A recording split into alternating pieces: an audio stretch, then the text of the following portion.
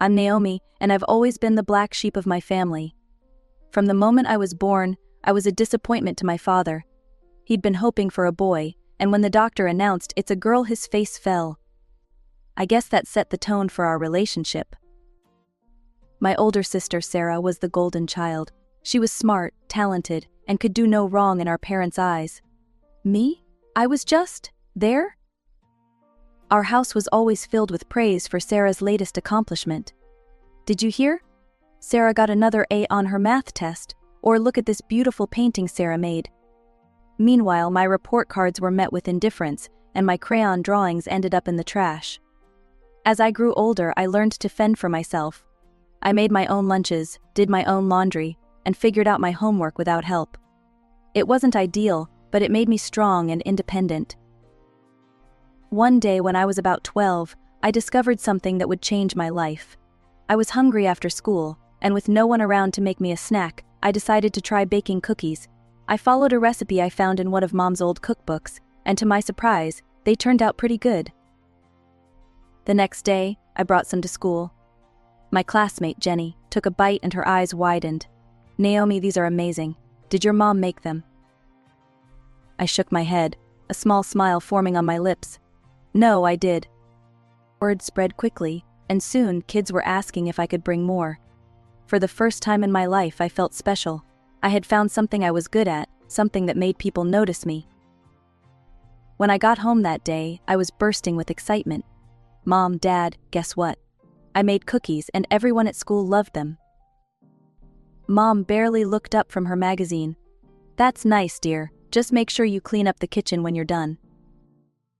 Dad frowned. "Cookies? Naomi, you should be focusing on your studies, not wasting time in the kitchen." My heart sank, but I didn't let their lack of enthusiasm dampen my spirit.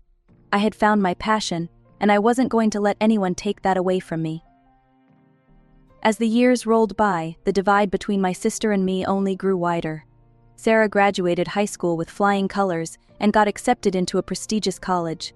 You'd think our parents had won the lottery, the way they carried on.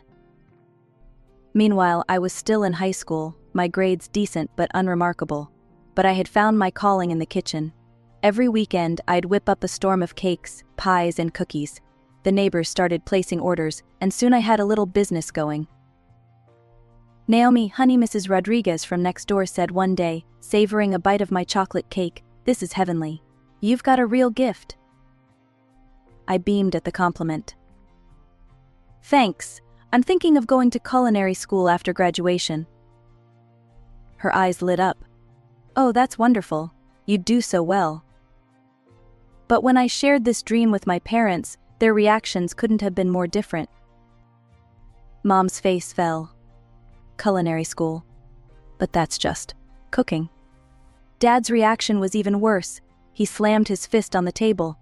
"Absolutely not. No daughter of mine is going to waste her life in a kitchen." "But Dad," I protested, "I'm good at it. People love my baking." He scoffed. "Good? So what? You think you can make a living flipping burgers or decorating cakes? Wake up, Naomi. The real world doesn't work like that." Mom chimed in, her voice softer but no less dismissive. "Honey, you need to think about your future. Look at Sarah.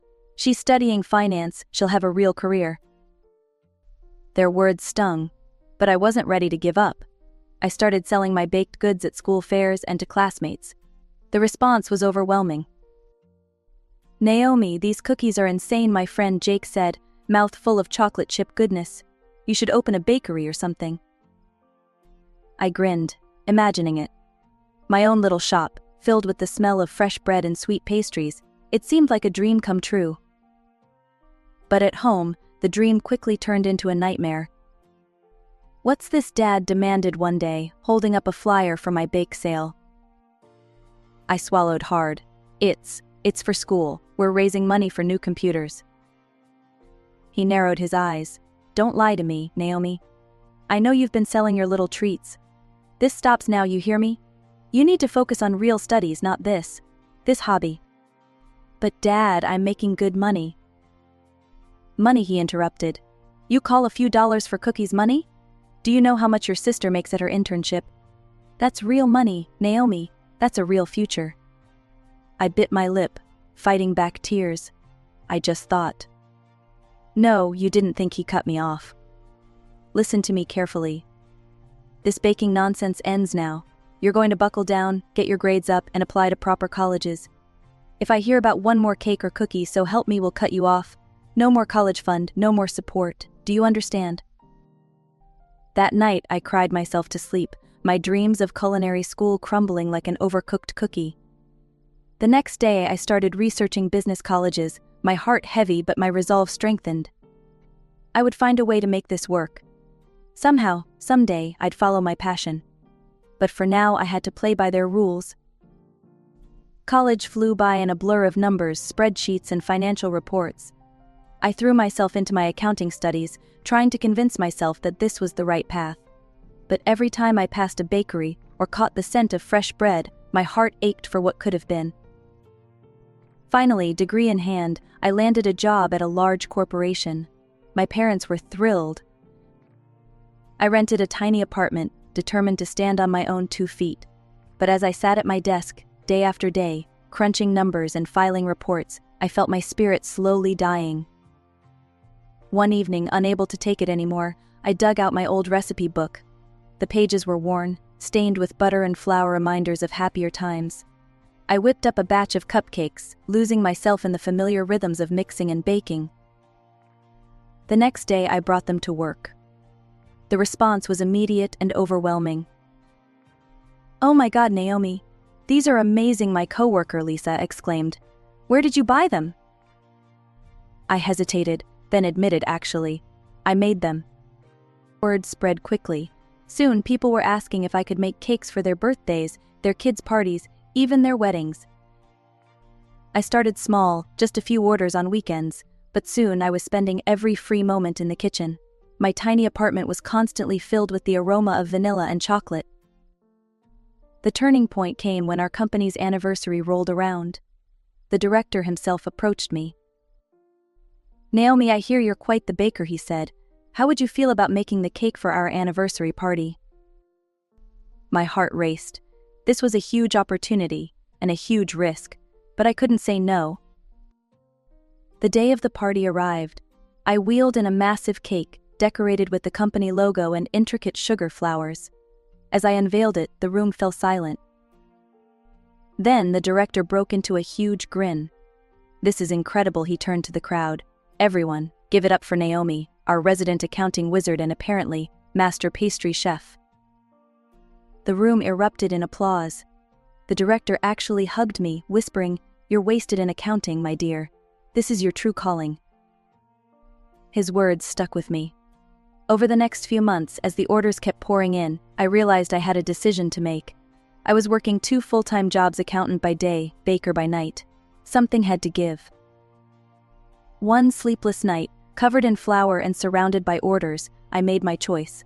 The next day, I handed in my resignation. But why?" my supervisor sputtered. "You're one of our best." I smiled, feeling lighter than I had in years. "I found my true passion," I said simply. I rented a small commercial kitchen and threw myself into my new business. It was terrifying and exhilarating all at once. There were nights I stayed up until dawn, filling orders, days when I wondered if I'd made a huge mistake. But slowly, surely, my little bakery grew. I hired my first employee, then my second. We moved to a bigger space. My cakes and pastries became known throughout the city. Through it all, I kept it a secret from my parents.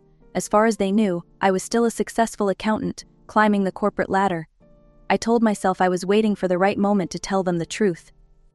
But deep down, I knew I was just afraid. Afraid of their disappointment, their anger, their rejection. As my bakery business grew, I knew I needed to step up my game. I dove headfirst into the world of modern marketing, determined to make my little shop stand out in a crowded market. I created social media accounts for the bakery, posting mouth-watering photos of my creations daily, but I was always careful to keep myself out of the frame. No selfies, no Meet the Baker posts. Just cakes, cookies, and pastries in all their glory. Despite my paranoia, the business thrived. I partnered with a local courier service for deliveries, extending our reach across the city. I implemented a loyalty program, offering discounts to repeat customers.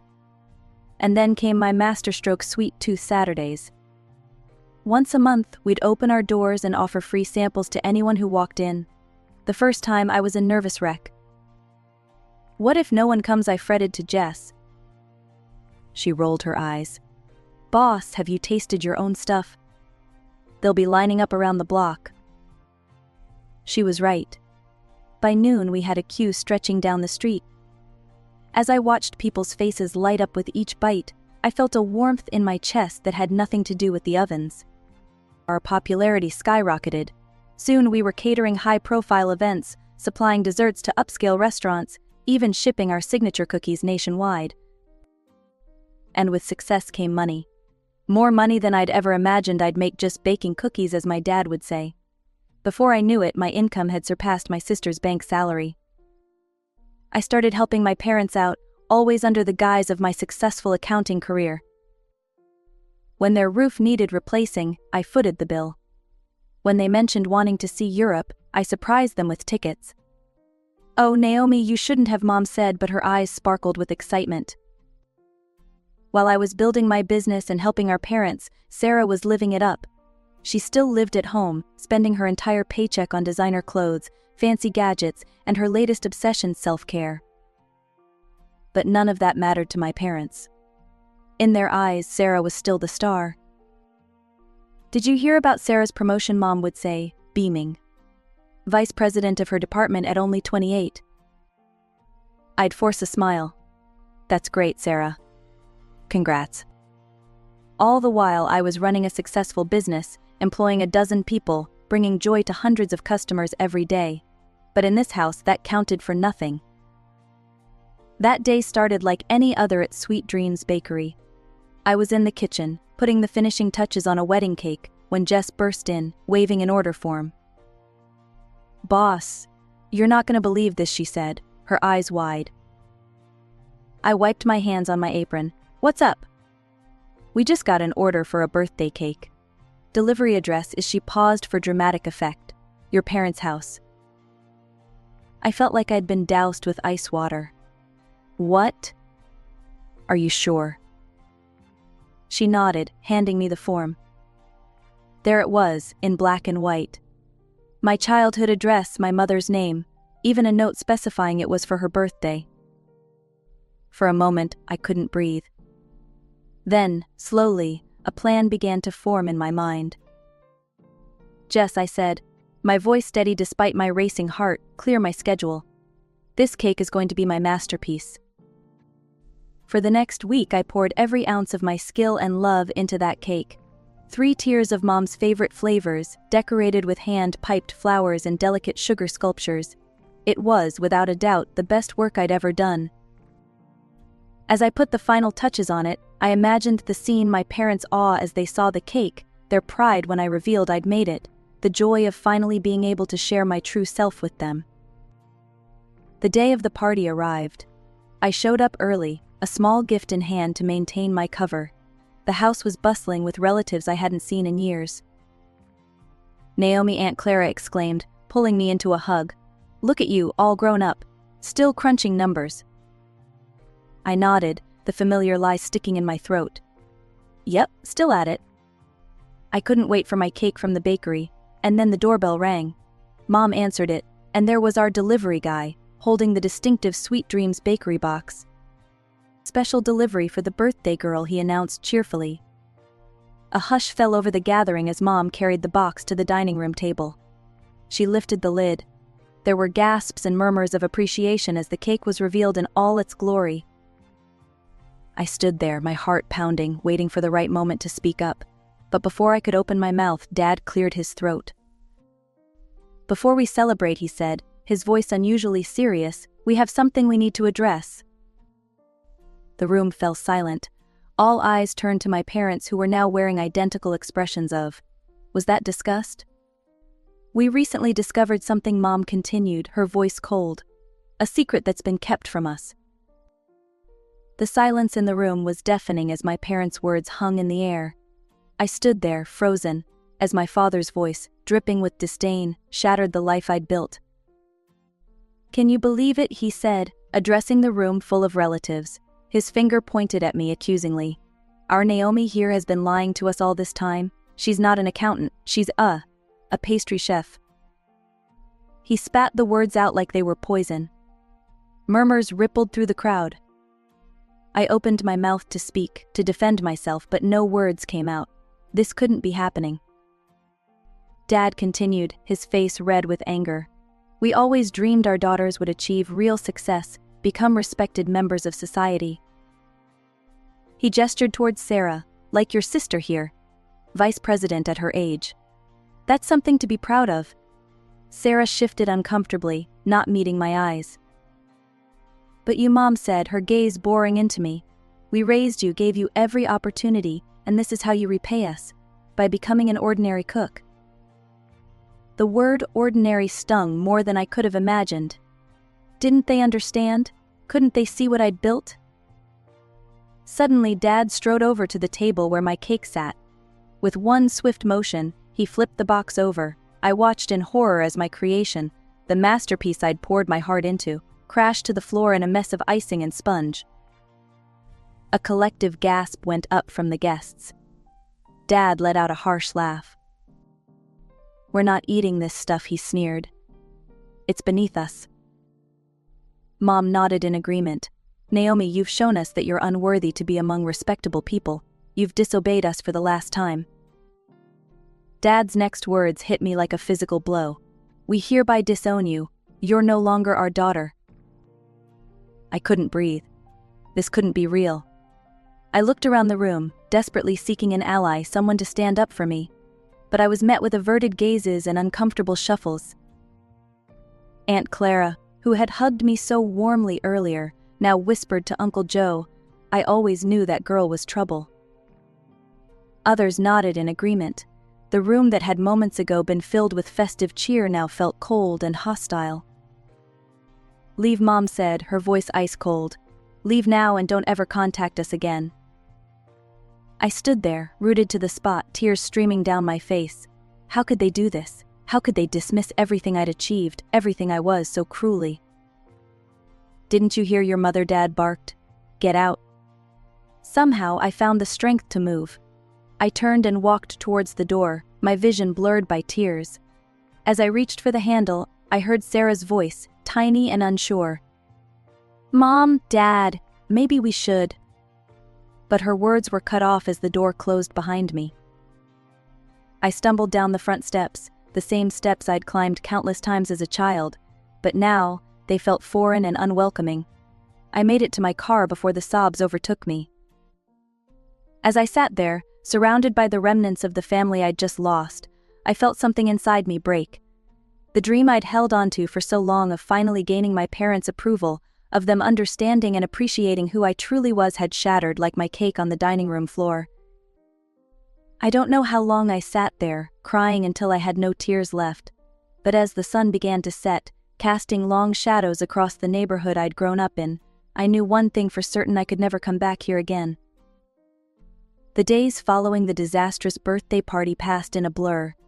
I moved like a ghost, barely eating, hardly sleeping. The bakery kept running thanks to my incredible staff, but I was just going through the motions. Gradually, as the shock wore off, I threw myself into work with renewed vigor. If my family couldn't appreciate my passion, I'd show the rest of the world just how extraordinary an ordinary cook could be. The bakery flourished. We expanded to a second location, then a third. Magazine features, TV spots, a cookbook deal. Success came in waves, and I rode each one with determination. I bought a beautiful apartment, my own little sanctuary in the city. 2 years after the fallout, I met Jack.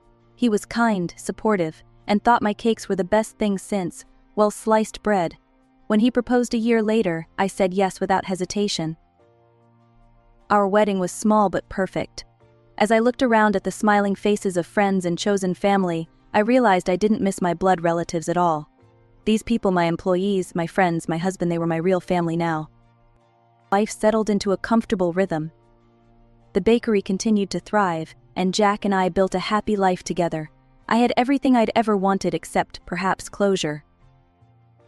That changed on a Tuesday afternoon, 5 years after the birthday party incident. I was in my office reviewing plans for our newest location when my phone rang. The number was unfamiliar, but something made me answer. Hello. Naomi, my mother's voice, tentative but unmistakable. Don't hang up, please. We need to talk. What followed was a barrage of information. The bank where Sarah worked had lost its license, mass layoffs, Sarah unemployed for months, they needed help. Before I could process this, my father's voice cut in. You need to give Sarah a job at your bakery. As the director, Sarah has actual business experience. She should run things and you can just be one of the bakers. The absurdity of it all hit me then. 5 years of silence, and this was why they reached out. A cold laugh escaped me. Let me get this straight.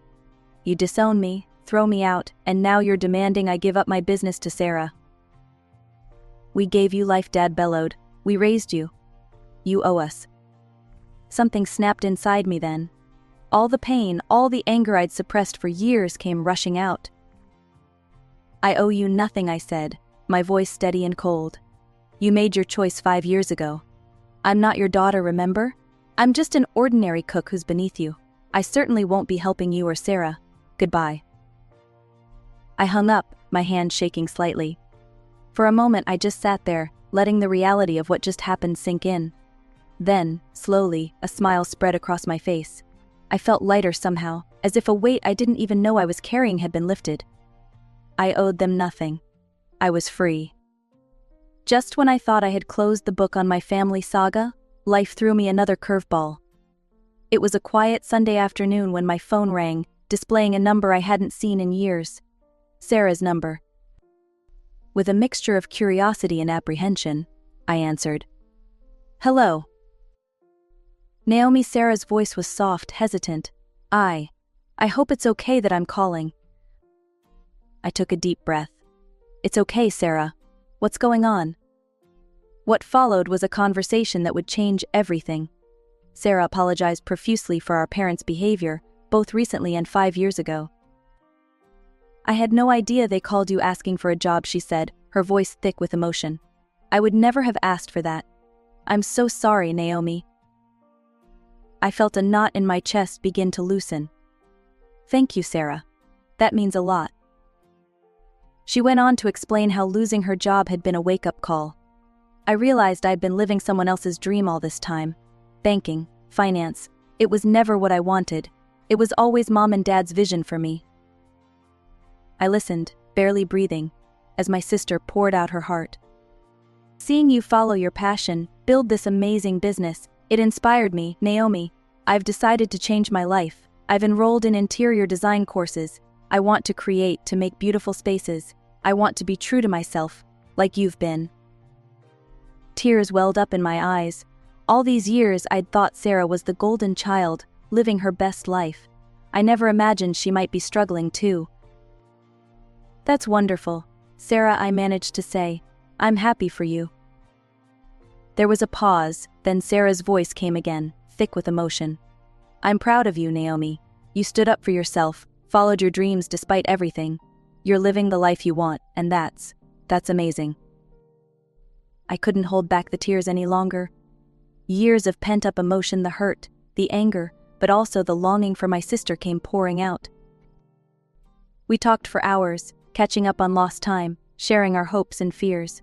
As the conversation wound down, Sarah hesitantly suggested, maybe we could meet up sometime, just to talk, share news, support each other. I found myself nodding, even though she couldn't see me. I'd like that, Sarah. I'd like that a lot. Over the next few months, Sarah and I met regularly. We shared coffee and pastries from my bakery, of course, laughed over old memories, and supported each other through the challenges of our respective careers. Sarah's interior design business was taking off, and I couldn't have been prouder. As for our parents, we heard through the grapevine that they'd disowned Sarah too when she quit banking. They told anyone who would listen that their daughters had disappointed them, one an ordinary cook, the other a frivolous decorator. But Sarah and I knew the truth. We were living our dreams, building successful careers, doing what we loved. We had found our own paths to happiness and fulfillment. One day, as Sarah and I were having our weekly catch-up at my bakery, she looked around at the bustling shop, then back at me with a smile. "You know," she said, "I think we turned out pretty great, all things considered." I laughed, feeling a warmth in my chest that had nothing to do with the ovens. "Yeah," I agreed, "I think we did." As I watched my sister sketch design ideas on a napkin, surrounded by the sweet aroma of fresh pastries and the chatter of happy customers, I felt a profound sense of contentment. This was my life, messy, challenging, but ultimately sweet. I had fought for my dreams, lost some battles, but ultimately won the war.